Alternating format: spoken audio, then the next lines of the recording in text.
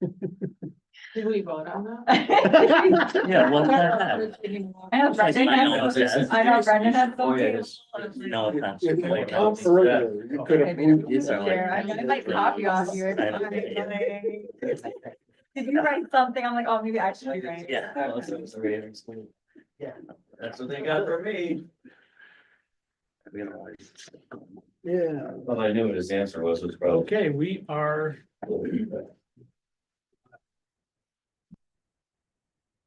And ready to start whenever you are, sir. All right, let's fire it up.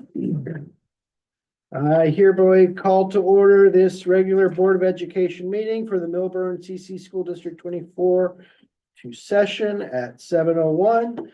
Madam Secretary, will you call the roll, please? John Lorenzen, Here.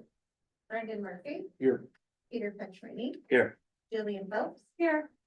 John Ruggles, Here. Brad Skepstrom, Here. and Lisa Wooster. Here. Rise for the pledge. I pledge allegiance to the flag of the United States of America and to the republic for which it stands, one nation, under God, indivisible, liberty and justice for all.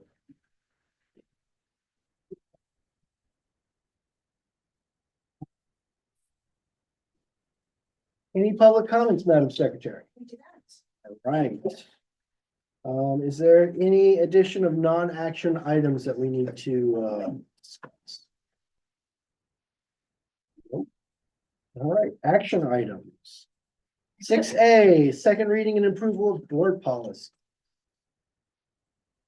No reason not to approve them? It's the same as last time. Same as last ones we went over. Yeah. So, I move to approve the board policies as written.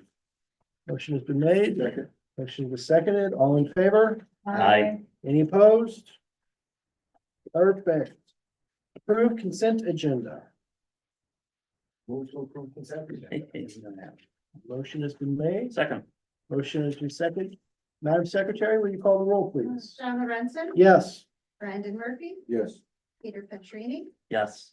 Jillian Phelps, Yes. John Ruggles, Yes. Brad Skepstrom, Yes. and Lisa Wooster. Yes. Motion passed. Right. Information discussion, FOIA requests. Oh. Nope. No, C, no, no, C, Whoa, okay. whoa. Approved purchase of There's a lot. cameras. I thought that was all together. I'm sorry. Approved purchase of cameras using the Health Life Safety Fund in the amount of $207,885. Anything new on this from what we talked about last time? All the same stuff? This is a lower number than before, because I thought we already approved. So this number is the amount we would pay to CDW. The amount that was higher that was approved previously had a 20% increase due to the way the architect needed to submit the amendment to the life safety plan. So there's a 10% contingency fee and a 10% architectural administrative fee that they add to it when submitting the amendment to ISB. So that was that, but this, approving this number will align the amount that we pay to CDW. So when the audit is conducted, they'll be able to match what was paid to the minutes of this meeting. Okay, Yep. so we're not paying a total of 450, correct? Or this is a separate? Is that, is, This, well, and also this is phase one because Okay. the spreadsheet that you got in your board packet was listing the phase one equipment and cameras. And so we broke it into two phases because we have enough money in the life safety fund that can only be used for certain things. Again, we talked about, we can't use it for things like salary or benefits or anything, only things specific to life safety purchases and equipment essentially. And there was enough money in that fund to cover phase one. The principals went through and identified priority cameras that they wanted to install, and phase one also includes the installation of the equipment and the wiring for the entire project throughout both buildings. So if and when we want to expand, we have the ability to do so now. If we get the money and approvals. Just to refresh my mind, when is it right over itself? Or how long do we keep the? 30 days. It's not a cloud. So there's no ongoing subscription or storage in the cloud. The equipment, it's a Genetech, on-premise solution, which gives us the flexibility to use different camera manufacturers and models. We were given quotes on 2 different versions. We selected the version that it's called Access, which is what was in the spreadsheet that you received in your board packet.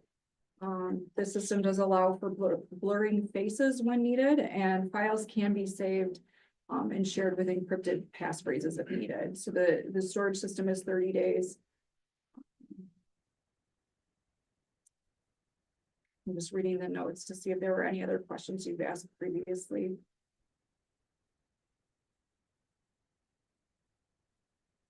So I understand it's gonna record, it's gonna save this data for 30 days, and I'm not sure who decides to grab a file if they want, you, No, the principals. principal, okay. So the and only then- people that can view the cameras, there's somebody that has a purpose to view the cameras. And so not just anybody can come in and look at the cameras. There has to be a defined purpose because it could become a student record. Right, And there's privacy laws. that was my second question, so the Right. 3 of you can look at it, and if you say, we're gonna need to I create a can't- file for, oh, you don't need it, so So I can't just look at it unless I had a reason to look if at you have a it. complaint or something. Right, right, So you go on, you say, okay, here's what we see, you capture this file, and then you Right. store it. yep. And Or so if we take it certain off period and of time. record it and store it, it becomes a student record. And then it's accessible through the student record laws, and we keep it in their temporary file, the student's temporary file. Until it's no longer needed, or staff temporary file. And then when does that? If you, let's say it's on the, is this record like in perpetuity? No, Like I see there's some of these closed That's files. good question.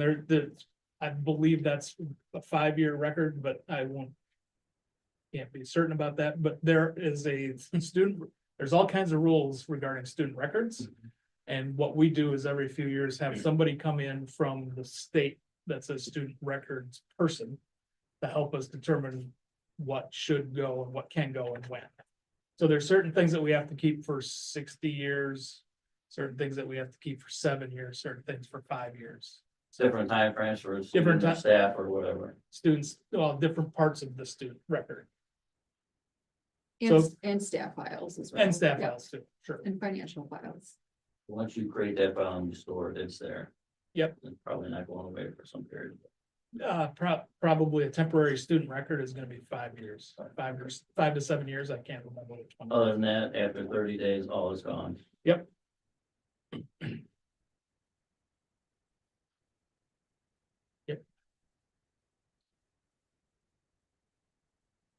That's only, it only becomes a student record when it becomes part of a disciplinary.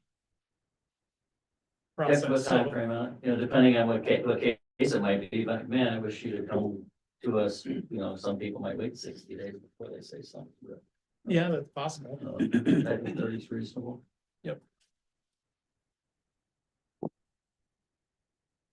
I move to approve the purchase of cameras using the Health Life Safety Fund in the amount of $207,885. Second, Madam Secretary? Brendan Murphy, Yes. Peter Petroni, Yes. Jillian Phelps, Yes. John Ruggles, yes. Brad Skepstrom, Yes. Lisa Wooster, Yes. and John Lorenzen. Yes. Motion passed. Thank you. Well, calendar. Okay, get to approve the calendar for next year. So it mirrors nearly exactly this year, except one thing. Pretty easy this time. What everybody think about going to remote learning? That's in the- No, I mean for the calendar, I just want to say, if we do that, this doesn't move then, right? Because some, do we have days baked in or no? This is, if we do a snow day, So there are this 5 emergencies. moves this end date. There's emergency days in the June, the purple. Yep, so if you look at the purple in June. The first week in June is purple. Those are emergency days. If we don't need the emergency days. There's no school. So those are We baked. don't have the built in. though. So our priority, what we want to do as a school, as a board, everything else, is hit 29. Mm-hmm. That's the main goal, or, Yes. Are you asking me? I guess that's what I said, I guess I'm asking everybody. For you, I would ask the teachers, I assume, want that. Some, No, all it right. depends. Okay. Everybody has their own specific plans and ideas of what they would like and priorities. Depending on their own personal stage in life or circumstances at home, so. To say that is not my goal is not to end on that date, but. It is nice when we do. But that's not my primary goal. No. There's So we more, may- way more important factors like safety and instruction and, Okay, I'll ask the same question when we get through it then. yes. See if I give the same answer. Move to approve the calendar for the 25-26 school year. Motion has been made. Second, All in favor? Aye. Any opposed? All right. E, approve the ELA pilot. So Mr. Jorgensen presented the ELA pilot for the middle school, just grades 7th and 8th. There are two, can you remind me which two companies? Mr. Jorgensen? Amplify is one of them, and Common Lit. Okay, Amplify and Common Lit are the two pilots, and we would like to do that from now until May, and then come back to the board and present a proposal for next year for those two grade levels. And that's zero cost? Zero cost. They gave it to us for free. Which is good. So question about the general trend of a lot of these purchase programs. Yes. Is this generally where education is going across the board, that teachers no longer individually develop the curriculum? And that it's, we buy it from a company and so it's more homogenized across the country, or? What trends have you seen? I would. Not a recent trend. That wouldn't be a recent trend. That would be when I was in education. So that's been a couple years. I think there's been pros and cons to that. I think there's a tightening to a more homogenized, or is that the word? Yes. Approach to make sure that students, because when, for example, when you have 5 sections of teachers in 2nd grade, and you want to make sure that there's a certain level of instruction and coverage of content by the time they get to 3rd grade, because if you can imagine you're a 3rd grade teacher and you've got kids coming from these 5 different teachers and they had 5 different approaches to teaching math, or 5 different approaches to teaching reading or writing. And you're trying to, catch them up or try to synthesize that gets to be really tough. So to answer your question, yes, we've tightened it at Milburn. Milburn traditionally has been more of an individualized instructional program, and at times, for example, with our math program. Prior to this, when teachers recognized that the math program was not meeting the standards, they started to go out on their own individually, or at least as teams, and started to pick out more and more lesson plans online, teacher pay teachers or other from friends. And so it was starting to get more fractured, and we had to pull it back in, and getting a new curriculum is one way to. Would you say it's analogous to, the district choosing a textbook and the teacher have to teach from that textbook? And I've also seen a lot of schools at least high schools going away from the textbook. So it's buying this Yes. curriculum essentially Yes. like buying the Yeah. textbook. Yeah, we buy this, I would say it's not a textbook as much as it's a set of resources. So the language is the same, the presentation is the same for the kids, it's consistent across the grade levels and vertically as well. So some of that language is important, so kids know what you're talking about when you say multiply. That's a dumb example, but. Our teachers still do that anyway though, right? I mean, like the ELA teachers will get together, and math teachers will Yeah, get together. yeah, They're it's- not all just doing their own thing. No, they're They not get all just doing together their- as a Subject for, right? Right, right. The state requires so much that's based on skill. So they have to hit certain benchmarks at each level.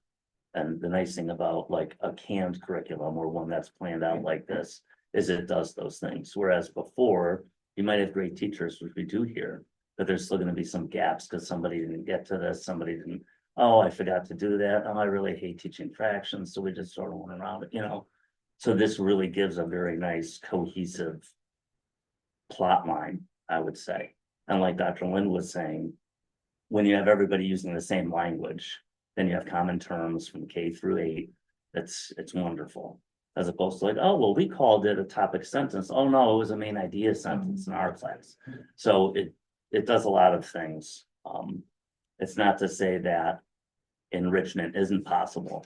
When you have others, I think, who are going beyond that, I think there's room for those things. That's just been my experience in it. If that helps. Yeah, Yeah. definitely, Yeah. and I think it's some of the conversations that I hear is feedback of. Well, we're just becoming robots and everybody's gonna teach the same thing. I think what kids are learning is quite important to be consistent on, to most of it. Now, I'm gonna bring in, if I'm a teacher, I'm gonna bring in my own ideas to teach the same content. Not as much maybe as in the past, but it's definitely tighter. But I think the art of teaching is getting the kids to be engaged and to understand the content. And that is tough as a teacher, and that's where the art comes in, is that relationship between the student and the teacher, so the kids want to learn what you're trying to teach them. That's the real, to me, that's the real art of it. I didn't Instruction see it that way, teaching. so I'm glad, Yeah. because the way I see it, when you think of something canned and kids aren't making it, kind of slow it, so they can get up and make it, so we, follow what I'm saying. So Yeah. that These does are, make these sense. are rigorous, you know, This is tough. yeah, this isn't easy stuff. Yeah, it's tough, and kids are coming from all kinds of different experiences and different learning experiences. If they're new to the district, they're gonna come from a different learning experience, which happens. And so integrating all those kids, adjusting the instruction to different levels and different past experiences, different abilities, different interests, that's the art of teaching. But getting the kids up to that grade level standard and making sure that all of our kids have that opportunity is key. Because otherwise it's become so fractured. My earlier example of that third grade teacher, think about kindergarten, first grade, second grade, each of them having different teachers. So that combination of students in your classroom, you've got about 20 different combinations of students from just their instructional experience in your classroom by the time they get to third grade. So keeping that as tight as possible, at least for the content and what we're teaching them. I think it's very important. The language, the presentation, the concepts, all of that. Building that connection with kids, that's the art. That's the key. Yeah, the methodology is the teacher's Because chance to shine. you've got to get those kids hooked into your classroom and keep the classroom organized and keep the classroom moving. That's a massive challenge. For me, especially, under second grade, but no way for me. Middle school, I would say that's a little bit easier for me. High school, a little bit easier for me, but those youngsters, no. But other people's the opposite. They just love early childhood and kindergarten. It's great. I like the individuality too, you always hear something, I hope I get this person for fifth grade, I hope I get this Sure. person for fourth, or, oh, you got that third one, or whatever it is. Yeah, and it's those teachers that reach out to the kids and understand what they're gonna be interested in and get them to hook into that lesson. That's the magic. As you know, 'cause you can think of, I'm sure all of us can think of our teachers that impacted us. Thanks, good questions. I move to approve the ELA pilot for $0. Second. If it's not money, we can do a voice, well, there's no money, so we can do a voice vote. All in favor? Aye. Any opposed? All right, now on to 7. Yes, FOIAs. they are listed there. You can peruse them at. Any word from Benny Gertz? I Googled the name, it came up as a labor lawyer, so I don't know if there are any issues with that. No, no. I invited him to meet with me individually if you wanted to. Does he live in this district? Yeah, I believe it's children, but the district, yeah.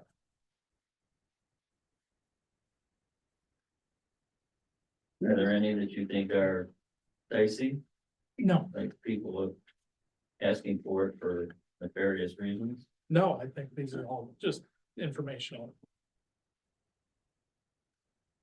A lot of this is now companies are recognizing that if they want to know how to bid for work, they get to FOIA us and we have to give it to them.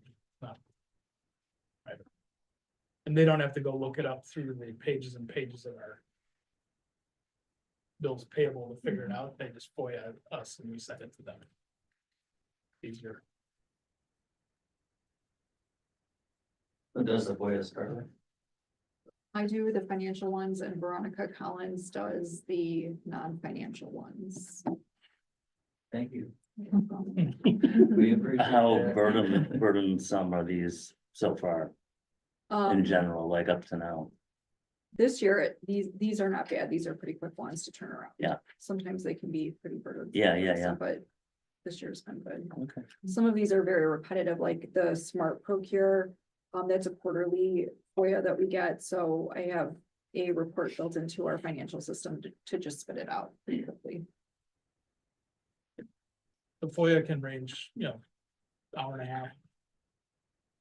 Or some of them, depending on who's involved and how much searching we have to do.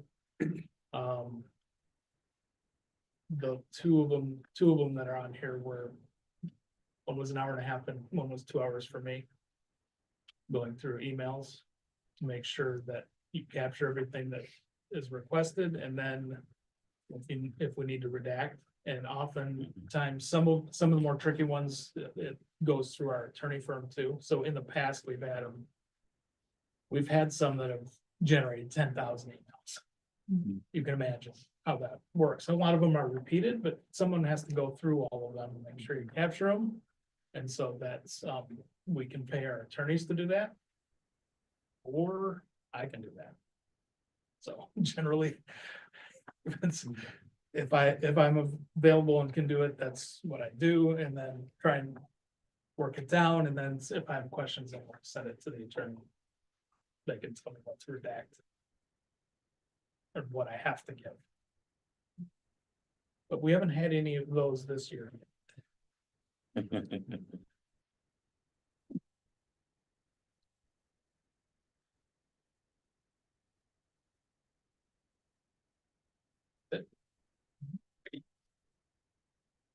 Fees.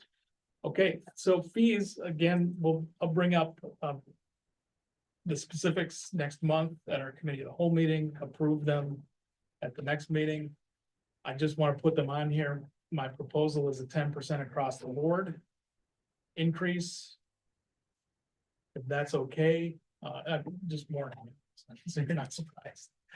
Or if you have different ideas, I'm not tied to that. It's just money in. It's just balancing that, revenue versus expenditures, so. Just think about that. I've shared my philosophy on it and it's been echoed from boards in the past. Not just my personal philosophy, but that's the way that we have been operating. And if you want to divert from that, that's okay. Boards have shifted a little bit over time, one way or the other, so it's okay.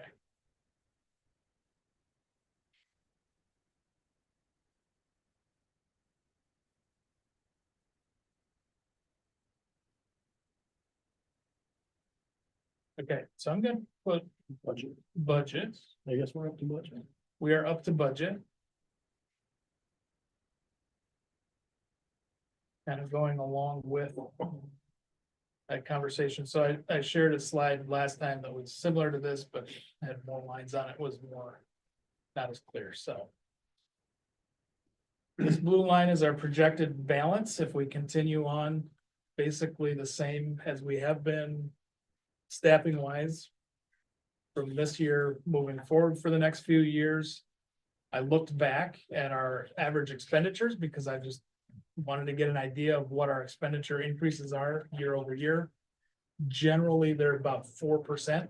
Some years it might be 0.8%, some years it might be 6%, and that's depending on timing, I'm guessing, of retirements and hires and could be a couple of kids that need more special ed services or something could adjust that from year to year, but if I looked over the last 10 years, it was about 4% increase in expenditures. So if I take that going forward, anticipating that we'll get 2 or 3% from property taxes, we will get 0% in addition from the state. We'll get 0% additional from federal. That's what happens, so. Overall, our increase in the revenues are gonna be around less than 2%, 1.7%. So if you have 4% increases in expenditures and you have 1.7% increase in revenues, eventually something has to give. So this recognizes that and shows that we would be strategically spending down our fund balances after next year. And that starts to spiral at some point. So the goal is to flatten this blue line out and push that out as long as possible. So if I looked and said, okay, let's say we didn't hire, a teacher retires and we didn't hire a replacement. So overall, we go down 1 FTE in our district over the next 2 years. And let's say we do something crazy like a 10% increase in fees across the board. Just kidding. That's not crazy. We would push that out to this line would cross in FY29. It pushes, those two changes would push that out. Now, could there be other things that impact that? Sure. Could the state give us more money? Possibly. Could CPI increase by a greater percent than what we were anticipating? Could our expenditures not increase as much? All those are possible, but that's on average about where we're looking. And this does not take into account any maintenance. It takes our general maintenance, just their maintenance, but not any building projects like roofing, parking lots, windows, doors, all that needs to get done as well. That will have to come from a different source. Okay. Any questions about that?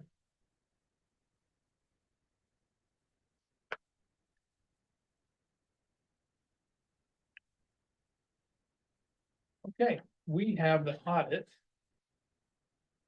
Finally. All right, so in front of you are 2 documents. One is the annual financial report. It's for you to keep if you would like. It's a quick read, it's entertaining.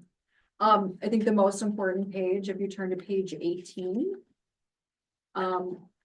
This page shows the fund balance, the ending fund balance of all of the funds. As of July 1st, 2023. And then exactly 1 year later, July 1st, 2024. Or I'm sorry, June 30th, 2024.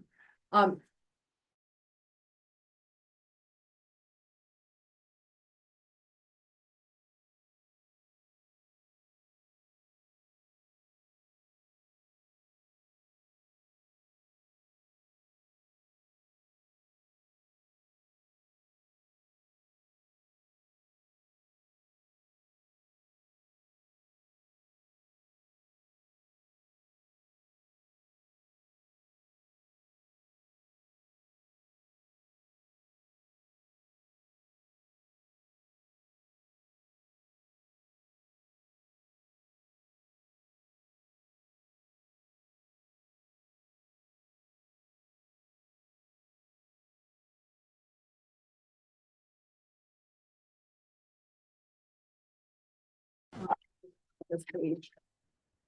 But,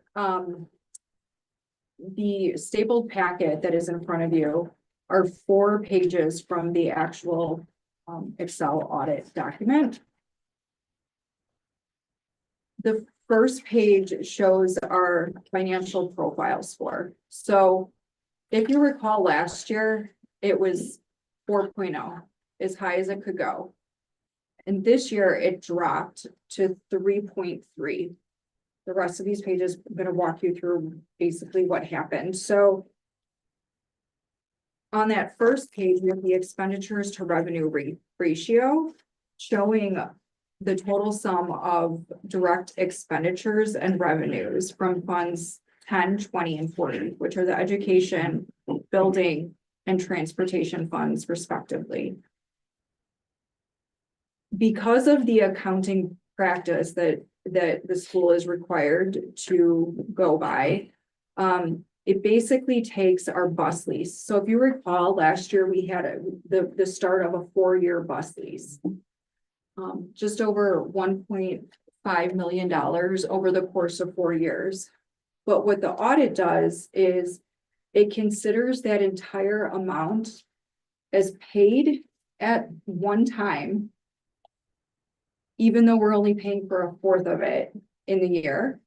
And then it considers the amount that we get for this loan as proceeds, but not revenue. So it doesn't, the proceeds in the way that they're placed in the audit, it doesn't offset the expenditure side. So again, it's just this accounting practice. What's unfortunate is the way the formula works, and this financial profile score is a state form. It's pulling in the total amount of the bus lease and basically not offsetting it. So I said to the auditor, what does that mean? Does it impact our bond rating? And she said, it does not impact our bond rating. I asked another auditor at a business manager meeting I was at last week, completely separate from our auditing firm, the same question. So it really doesn't, they said it didn't have an impact on much. It doesn't look perfect, right? It doesn't look like a 4.0 anymore. I anticipate that it will increase next year because we will not have such a hefty bus lease hitting this page. The next couple of pages in the document you have there are just showing where those numbers came from. On the second page, the circled number, the $2.6 million under transportation, that includes the $1.5 million bus lease. Again, we didn't pay that last year. We only paid a quarter of it, but they're putting it there in its entirety. The next page shows the same thing. That's the expenditures. This breaks it out across Fund 40, which is the transportation fund. The 1.5 million is there, which adds up to the 2.6 million. The very last page in the document is just notes from the auditor. The very last item circled or squared is basically just explaining that the calculations being affected by the right to use bus lease under GASB. So just wanted to point that out, but again, stress that our fund balance is still very strong. Even though the financial profile went from recognition to review, it now has a review status. That does not mean that the state is coming to review us or anything like that. We're not on a watch list. We're able to make the bus payment, the lease payment. So there's no concern of us not being able to make that payment. So that's all I was going to cover in this document. You guys can look through it in more detail, come back with questions, or you know, if there are a lot of questions, we could always reach back out to the auditor and have the auditor come and present as well. So what I heard you say was, it's just an accounting language or practice that nobody It has no impact on anything. It doesn't have any impact on our image, the way we look, the way we do accounting. They just have to say, this is what you need to do, and we get it and move along. Right. I would say that if someone wasn't an auditor, because on our webpage, just to be very transparent, we have all the historical annual financial reports. If someone noticed that it went down from last year, they might say, whoa, that's scary, without knowing the math behind what drives this page. But yes, there's, according to our auditor and the other one I spoke to, no impact on how our school's funding or Yeah. ability to purchase things. Doesn't impact the cash in the bank. It just shows up on form in the audit, and the state financial profile form was not kept up with GASB standards to reflect accurately that particular issue. So I've talked to Dr. Does the lease Carter. company tell you this when you sign the lease? Like, hey, No, this they could don't, impact they your- don't, they're not school They don't care at all. finance. Okay. Dr. Carter, there, we had talked to him about it to see if he'd heard anything. He's gonna look into it, and we'll keep talking. Carly's asked around, other business managers will go to the state and say, listen, this is silly. Because we can explain it and it's okay, but for someone who knows a little bit about school finance and looks at it, like when I looked at it and my heart went, what happened? This is not what I was expecting, or what's going on here. If I were looking at that from the outside, I would definitely raise my eyebrows and I would do some investigation. But if someone doesn't do the investigation, just looks at that, that might churn some negative publicity, but I don't anticipate that in our case. I'm just want to get out there. Carly and I want to be transparent about what's happening.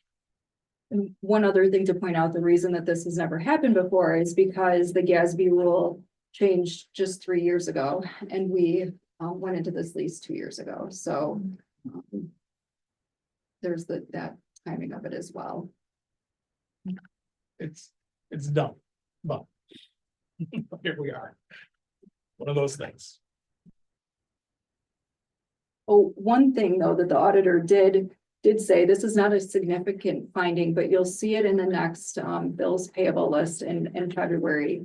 They recommended including what we pay out in payroll in the bills payable list each month. And I thought, well, that's a little odd, because the board couldn't deny it because we have to pay people, and payment is driven by contracts and the union agreements. They said that it's just a good idea to include it in the bills payable. So we're going to start doing that. You'll see that going forward. So I just wanted to give you a heads up that you might notice that the bills payable list looks a little bit different. I think on the flip side too, it's good for the public to see what our payroll is every week or every 2 weeks. Just so the public sees what's going on in payroll.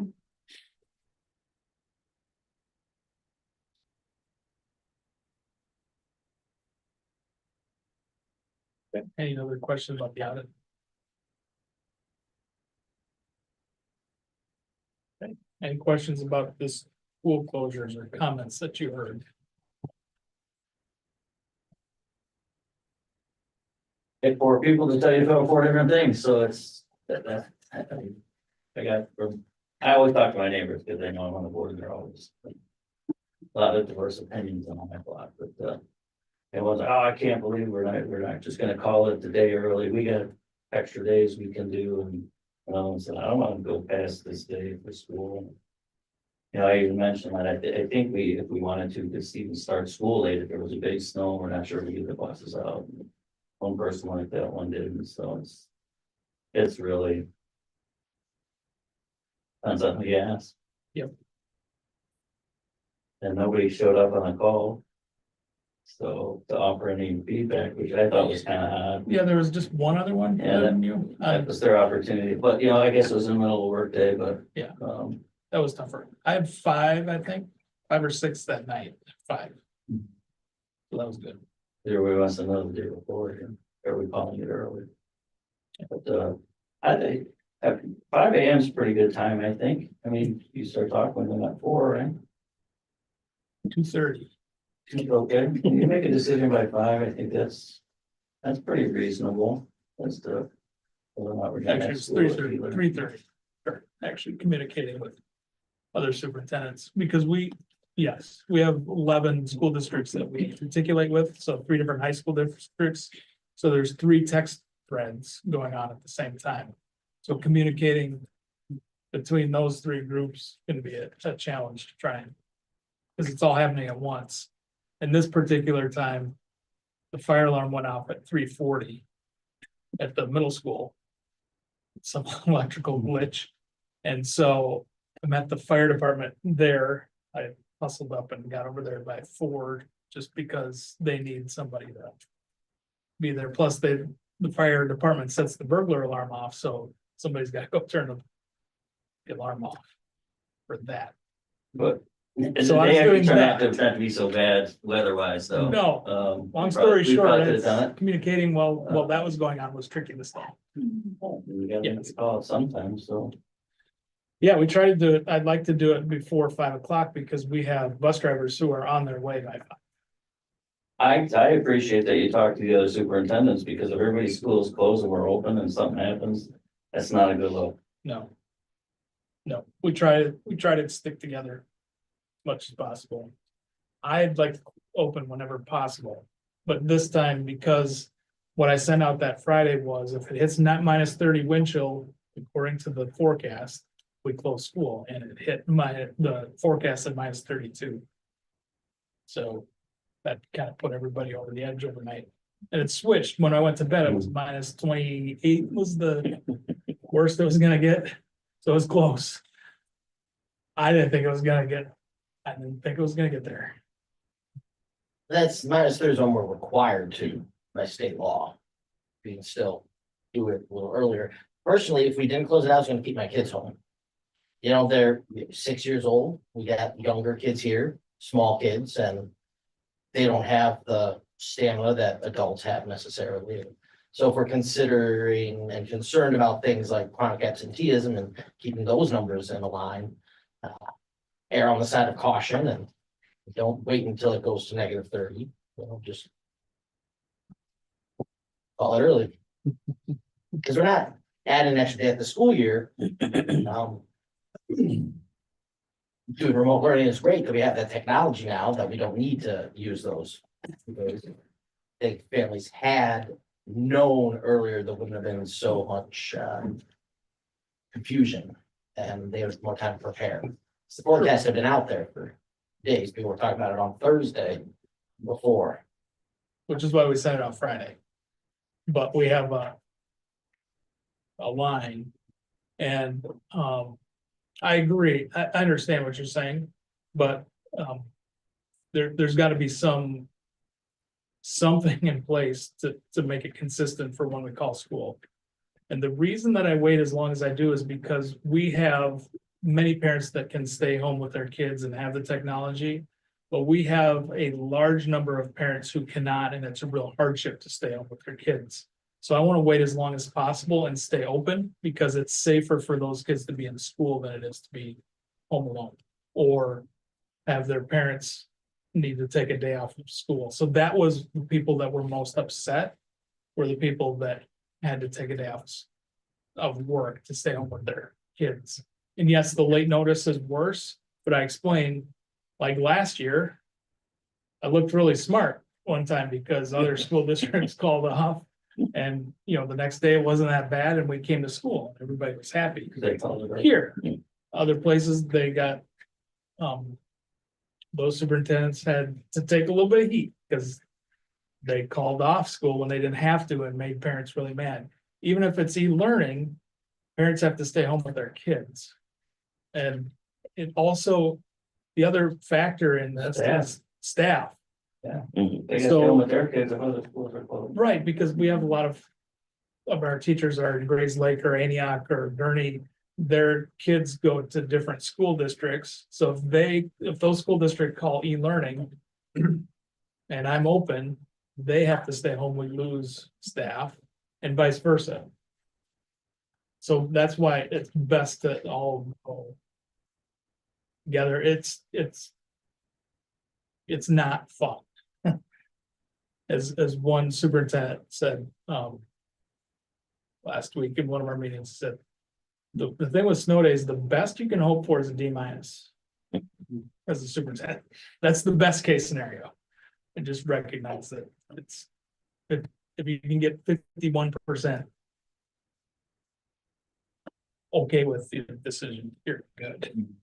Cause it's all situational, like you were talking about before, John. It's depends on each person's personal scenario, what they would like to do. And you said you got, most of your complaints came from people who wanted it to be open. I'm sure if we were open, you would have seen more. Oh, I was complaints. hearing it. Oh, absolutely, 100%. I was hearing it on Monday already from parents emailing in saying we need to close because it's too cold. But I think you would get 10 times the amount of calls if it were the other way around, if you decided to stay open and it was awful and. Oh, yeah, like, yeah. oh my God, you know what I mean? So what, you're gonna get calls either way. I think you get less calls that way. Right. So I try to be consistent and I think over time, we've been pretty consistent. People understand it over time. My mistake this time was communicating the night before. Clearly leaning toward open and getting people's mindset set toward that. And that was purposeful, but I missed it. So that was a mistake on my part. The day before, I should have been more equal on my, and say, it still could be called something like that. E-learning's still not the best. And I know that we've come a long way with it. A lot of teachers have embraced it. They do well with it, but Our teachers my did kids great. do not do well with e-learning. It's, Our teachers really stepped up and got it done on short notice, and that was very impressive. And that was tough for them, especially the younger grades. Middle school wasn't too bad, but they did a great job with it. Using a new platform that they hadn't used before, so there's some hiccups with that, and they did it. Not easily, not happily necessarily, but they did it. I'm sure the kids thought they had it. And our attendance was, I think, 99%. It was the best, highest attendance of the whole That's year. yeah, My kids are percent. 1%. That's okay. That's okay. Ever again. Never again. Yeah. It brings up a little PTSD for some. yeah, I was arguing with a third grader every day when it first started. What am I doing? Right. Any more on school closure? Not for me. Yeah. Future agenda items, 24-25 budget amendment. Yep. Okay. We'll keep working on it. Probably you'll see a budget amendment around April. And I'll probably approve it either at the end of April or May. For this year, just to tighten it up. It's looking, we're still running okay and have a positive balance. So, okay. So far, so good, All right, but it's gonna be tight. building usage rental agreement. All right, we'll do that next time too, Cool beans. along with all the fees and stuff. Superintendent report. All right, so we are a champion. That block on the front of the table there says we are champions of energy conservation. So we got a report from ComEd with our energy usage. I'm sure that, I don't know if they take a square footage measurement, how they measure it, but we're doing what we should be doing to conserve as much energy as possible and use as little as possible.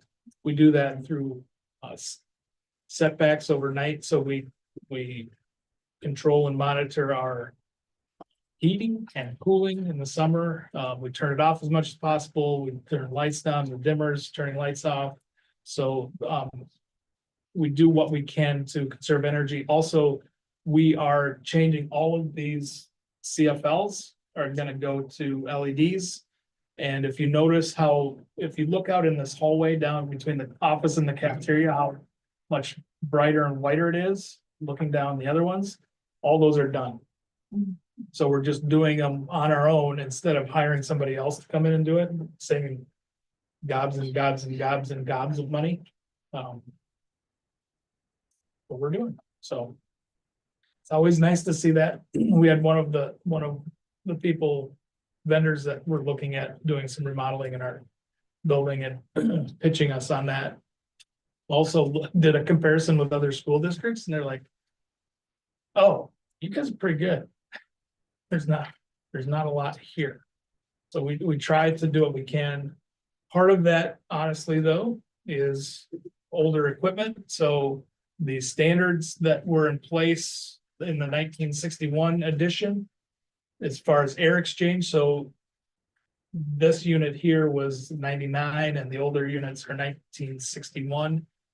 They have different requirements for how much air is exchanged. So while this might be a more efficient model than the older ones, though barely, the older ones don't require as much air flow and exchange, so they run a little bit less on less energy, which is interesting. I've never thought of that. That could be part of it. In smaller rooms. But we're definitely losing a lot of energy. If you go stand in the older section when it was cold, it's chilly and it's coming right through those windows. Standing next to the outside walls, you can feel the breeze coming through. So we definitely need to button those up a little bit.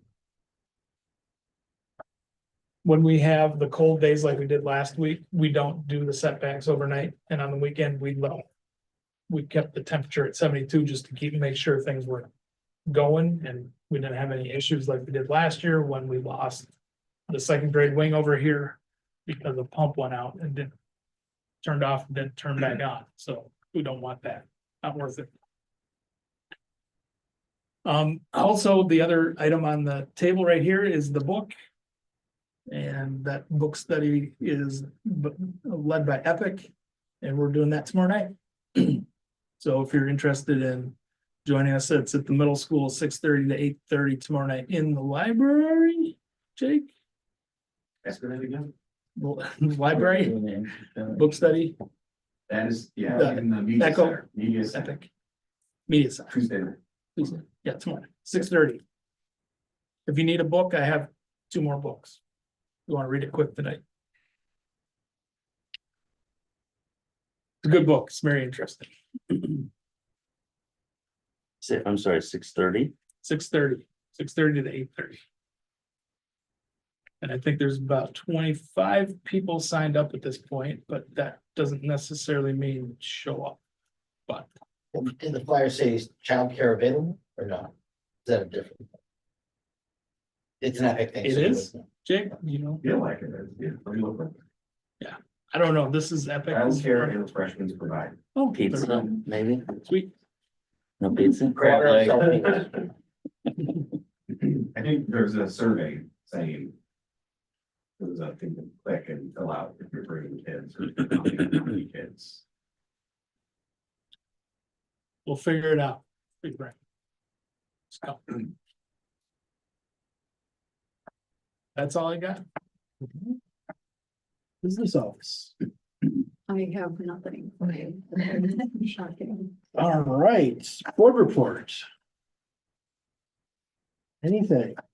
Well, we are talking through. Just rumors, and maybe wish lists. I've heard that the teacher lounges are a bit Spartan. And if we ever get excess funds through a fundraiser or something, maybe cozying it up a little, more welcoming environment where they might feel, maybe some napping chairs or, dim lights instead of, solid. We're still looking for a margarita machine for us, man. Also, for those listening, Feed My Starving Children Week this week, I think. Oh, yeah. Please sign up if you can. We need more people. 6th grade is tomorrow, right? 6th, 7th, and 8th grade. This week, 8th grade is tomorrow. 8th grade, yeah, you're right, 8th grade is tomorrow.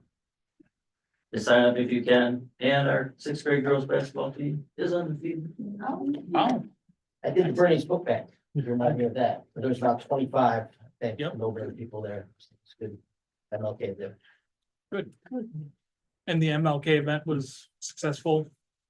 I think we had about 50 people come for that. The kids did a great job presenting their poetry and their stories.